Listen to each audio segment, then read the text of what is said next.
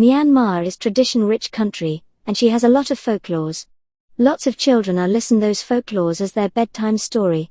I will be reading 30 Burmese tales written by Maung Htin Aung in this series. In this tale, I will be reading, Why Cormorant Has No Tail.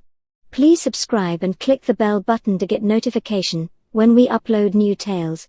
Once there was a king who ruled over human beings and animals. He had as his retainers not only human beings but animals also. The cormorant was one of the animal retainers. He strutted about in the king's palace flourishing his long tail. Now the cormorant had a beautiful tail. It was shaped like a V at the end, and was covered with black spots, as was the rest of the cormorant's body. One day the king ordered all his subjects to come and appear before him. The gudgeon came in answer to the king's summons, and as he entered the throne room, he saw the cormorant standing near the door. The gudgeon's heart missed a beat, for the cormorant was a fisher bird with a special liking for gudgeons. But he remembered that all human beings and animals had to preserve the strictest truce while in the king's city, and felt reassured. The cormorant's mouth watered when he saw the gudgeon, but he knew he should not even touch gudgeon, for otherwise, he would be executed for treason. But he was tempted by the gudgeon's timid behavior to frighten him, and so he stared rudely at the gudgeon. And when the latter stared back in fright, the cormorant gave a sudden wink with his left eye. The gudgeon gave a wild shriek of fear, and ran out of the palace back to his home. The poor fish was later arrested, and was tried for treason. "Why did you create a disturbance in my palace, and why did you go away without my permission?" asked the king, who was acting as the judge in the trial. "Your Majesty," replied the gudgeon, "my ancient enemy the cormorant, who was standing near the door in the throne room, frightened me by making eyes contact at me." As after due inquiry the gudgeon's statement was found to be true, he was pardoned.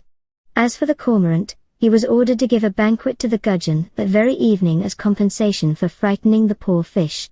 That evening the cormorant gave a banquet to the gudgeon and plied him with drinks, until the fish fell into a drunken sleep. Then the sly cormorant took off the gudgeon's tail and hid it in the fork of a tree, meaning to eat it later when the hue and cry for it was over. When the fish woke up in the morning and missed his tail, broke into tears, the cormorant suggested that as the city was full of thieves, they surely had stolen the missing tail. The gudgeon, however, refused to accept the cormorant's explanation, knowing him to be such a sly fellow. Took the matter to a court of law. The court, after hearing evidence, decided that as a host was responsible for the safety of the life and property of his guest, the cormorant should surrender his tail to the gudgeon as compensation. So the cormorant's tail was duly cut off, and joined to the tail stump of the gudgeon. That is why the gudgeon now has a tail shaped like a V at its end and covered with black spots. So different from the rest of the gudgeon's body. As to the cormorant, he did not dare to take down the stolen tail from the fork of the tree and join it to his own tail stump, lest it should become obvious to the world that he was a common thief. That is why the cormorant has no tail at the present day. That is the end of the tale, Why Cormorant Has No Tail. Read by me, Emma, Timber Music Channel. Please subscribe, and click the bell button to get notification when we upload new tales.